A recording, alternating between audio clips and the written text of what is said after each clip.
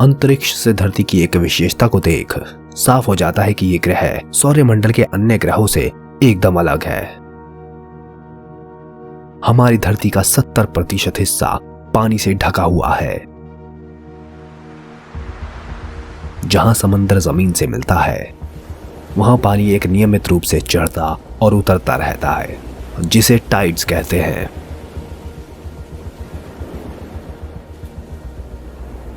लेकिन ध्यान से देखने पर पता चलता है कि ये ज्वार भाटा कभी कभार कुछ ज्यादा ही तेज हो जाती है।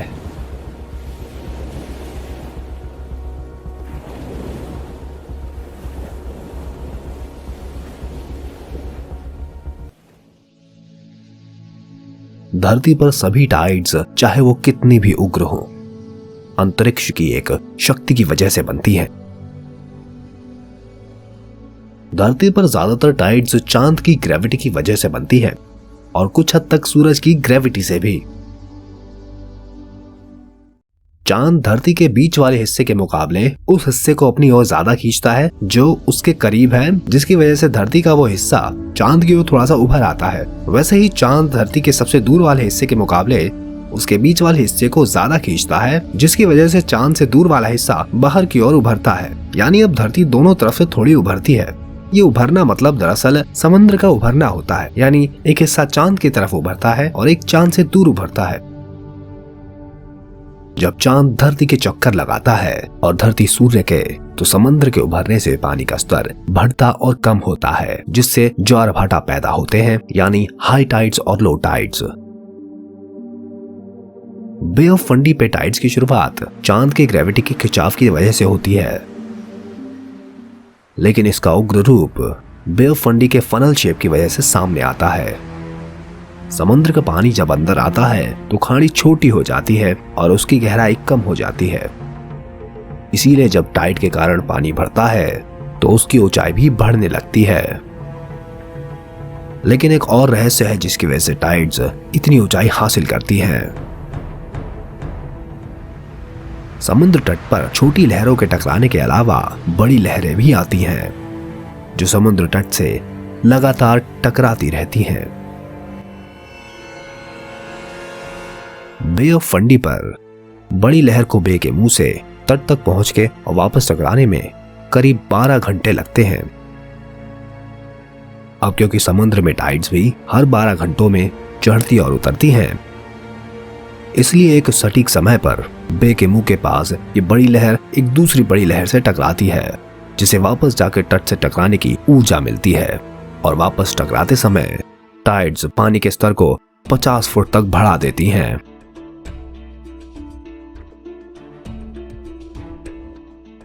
दो घंटे पहले ये नाव 15 फुट की ऊंचाई पर थी। हाई टाइड मार्क पर, यानी वो पानी का निशान वहां उन लकड़ियों पर गहरे और हल्के रंग में नजर आ रहा है। सभी नाव इस समय समुद्र के तल पर बैठी हैं।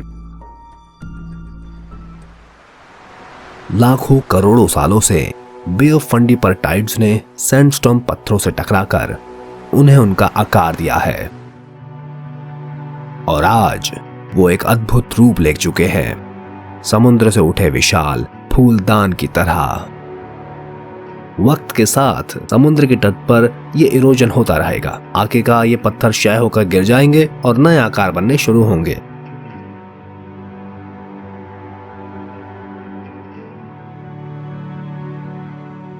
बे ऑफ फंडी की टाइड्स सिर्फ पत्थरों को काटने का काम नहीं करती, वो किसी की जान लेने की क्षमता भी रखती हैं। अक्सर किनारे से करीब 1.5 किलोमीटर दूर सैर करते हुए भी लोगों को हाई टाइड नजर आ जाती है। 20 जनवरी 2012 लो टाइड के दौरान बे ऑफ फंडी पर लॉबस्टर के जाल को देखने गए 2 मछुआरे डूबकर मारे गए। बे ऑफ फंडी पर टाइड्स करीब 1 इंच प्रति मिनट के हिसाब से आगे चढ़ती हैं, यानी उसकी रफ्तार बहुत तेज है। ऐसे में संभावना है कि आप तेजी से आ रहे पानी के बहाव में बह जाएंगे। बे ऑफ फंडी पर शायद धरती की सबसे ऊंची टाइड्स आती हो, लेकिन धरती की दूसरी ओर एक अलग किस्म की खतरनाक टाइड किनारे पर अपनी हुकूमत चलाती है।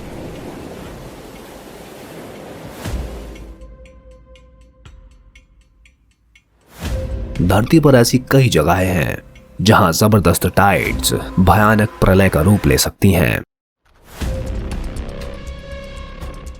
चाइना का पूर्वी किनारा। यहां शंघाई के दक्षिण में साउथ चाइना सी का पानी बॉटल नेक के आकार वाले होंगजू बेक के अंदर आता है। चियांगटेंग नदी पर पानी का स्तर बढ़ने से लहरें नदी के बहाव की उल्टी दिशा से अंदर आने की कोशिश करती हैं, जिससे पानी इतना बढ़ जाता है कि वो 30 फुट की ऊंचाई के साथ 40 किलोमीटर प्रति घंटे की रफ्तार से आगे बढ़ने लगता है। इसे बोर टाइड कहते हैं। किसी साधारण टाइड के मुकाबले बोर टाइड का निर्माण तब होता है जब टाइड का पानी तेजी से किसी नदी या खाड़ी की धारा की विपरीत दिशा में अंदर आता है, जिससे नहरों का निर्माण होता है। यह लहर बनती है क्योंकि पानी बड़ी तेजी से अंदर आ रहा होता है और इसकी वजह से चियांगटेंग नदी पर टाइडल बोर की ऊंचाई अच्छी खासी 30 फुट की बनी रहती है।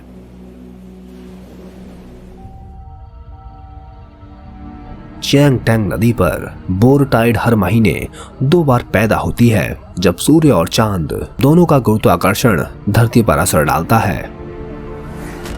महीने में 2 बार, जब अमावस्या या पूर्णिमा होती है और जब सूर्य, चांद और धरती एक ही लाइन में आ जाते हैं, तब सूरज द्वारा बनने वाली टाइड्स चांद से बनने वाली टाइड्स का साथ देती हैं, जिसकी वजह से बहुत ही बड़ी टाइड्स का निर्माण होता है। इन्हें स्प्रिंग टाइड्स कहा जाता है क्योंकि ये स्प्रिंग की तरह उठती हैं। हालांकि अमावस्या और पूर्णिमा की वजह से हाई टाइड्स का निर्माण होता है, लेकिन अंतरिक्ष का एक और रहस्य है जिसकी वजह से ये बोर्स सबसे जबरदस्त रूप ले पाती है। 8वें चंद्रमास के 18वें दिन पर 1,70,000 से भी ज्यादा सैलानी शंघाई नदी पर होने वाले बोर टाइड उत्सव में हिस्सा लेते हैं। उस दिन ऑटोमनल इक्विनॉक्स भी होता है, यानी उस दिन सूरज का केंद्र और धरती का इक्वेटर एक ही प्लेन में होता है, जिसकी वजह से गुरुत्वाकर्षण सबसे ज्यादा होता है। इसी दौरान शंघाई नदी धरती के सबसे बड़े बोर का निर्माण करती है। पानी के उस उफनते गरजते दानव में हजारों करोड़ों की शक्ति होती है। इन लहरों पर दुनिया के सबसे बेहतरीन सर्फर्स के भी पसीने छूट जाते हैं। इन लहरों में अद्भुत क्षमता होती है, ये पेड़ों को उखाड़ सकती है और जिस ताकत के साथ ये टाइडल बोर नदी की विपरीत दिशा में बहती है, वही उसे खतरनाक बनाती है। 2000 साल पहले यहाँ टाइड को देखने की प्रथा शुरू हुई और वक्त के साथ इस बेहद अद्भुत बोर टाइड का नाम सिल्वर ड्रैगन पड़ा। अक्सर नजारों को देखने आए उत्साही दर्शक ज्यादा करीब खड़े होने की वजह से पानी के बहाव में खिंचे चले जाते हैं। 2011 में टाइफून नेमोडॉल की वजह से तेज हवाएं और बारिश ने बोर की उग्रता और बढ़ाई, जिससे वो 70 फुट की बेमिसाल ऊंचाई तक पहुंचा। पानी डैम के ऊपर से निकल गया और ये रिपोर्टर उसका शिकार बनी।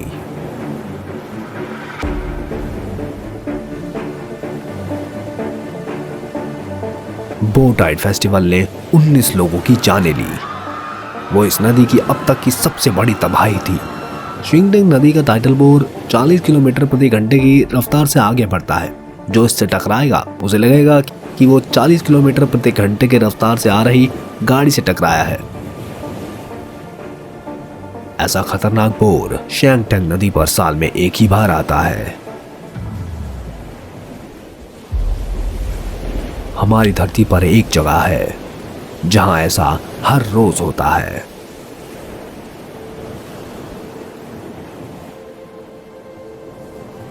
वैसे तो सभी टाइड्स शांत नजर आती हैं, लेकिन इनमें से कुछ विनाशकारी रूप लेती हैं। वैज्ञानिक समझ रहे हैं कि उनमें ऐसा क्या है जिनसे उनका रूप बदल जाता है।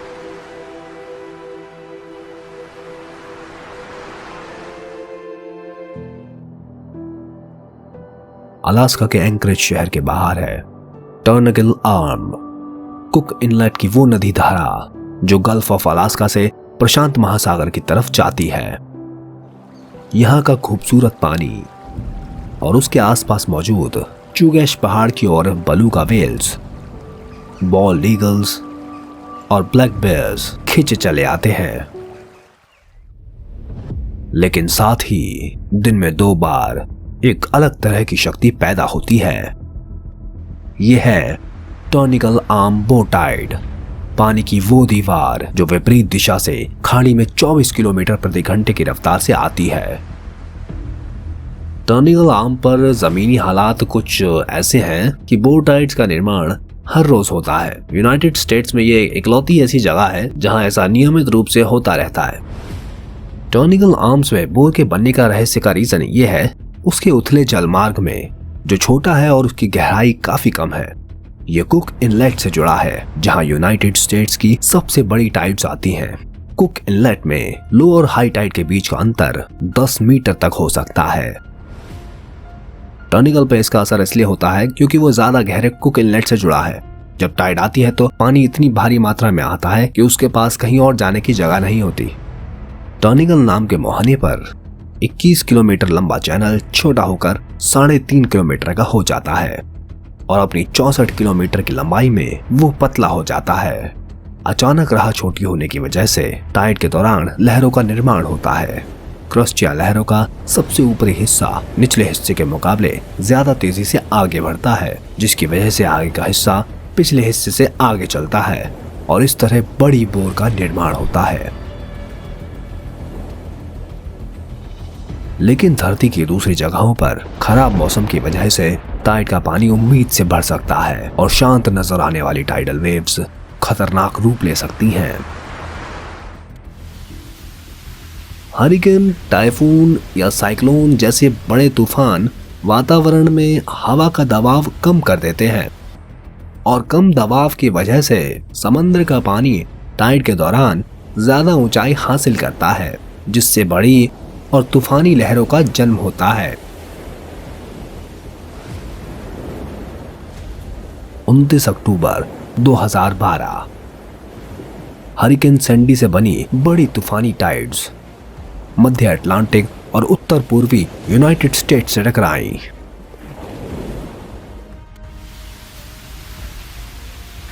सैंडी इतना खतरनाक इसलिए था क्योंकि तूफानी टाइड तो थी ही, लेकिन उसी समय हाई टाइड भी थी और ये दोनों चीजें मिल गईं, जिसकी वजह से तूफानी लहरें 8 फुट तक उठी। अब आप इसे हाई टाइड के ऊपर रख दें तो क्या होगा? जैसा कि हमने देखा, यहाँ के इलाकों में ऐसी तूफानी टाइड्स आई जैसे पहले कभी नहीं आई थी। तूफानी टाइड्स कुछ जगहों पर 17 फुट तक उठी, यानी 2 मंजिला इमारत की ऊंचाई जितनी। टाइड का अतिरिक्त पानी निकलकर निचले हिस्सों, छोटी खाड़ियों, नालों और आइलैंड्स में चला गया। लॉन्ग आइलैंड के दक्षिण पश्चिमी हिस्से में तूफानी लहरों के कारण 3 किलोमीटर के इलाके पर बाढ़ आ गई। ये भयानक टाइड के कारण मची तबाही का मंजर आसमान से साफ नजर आता है। 2012 तक सैंडी यूएस के इतिहास का दूसरा सबसे महंगा हरिकेन साबित हुआ। जब तूफानी टाइड उठती है वो अपने साथ हर तैरती हुई चीज को उठाती है और नाव तो तैरती ही है, और यहाँ आप देख सकते हैं सब आकर जमा हो गई।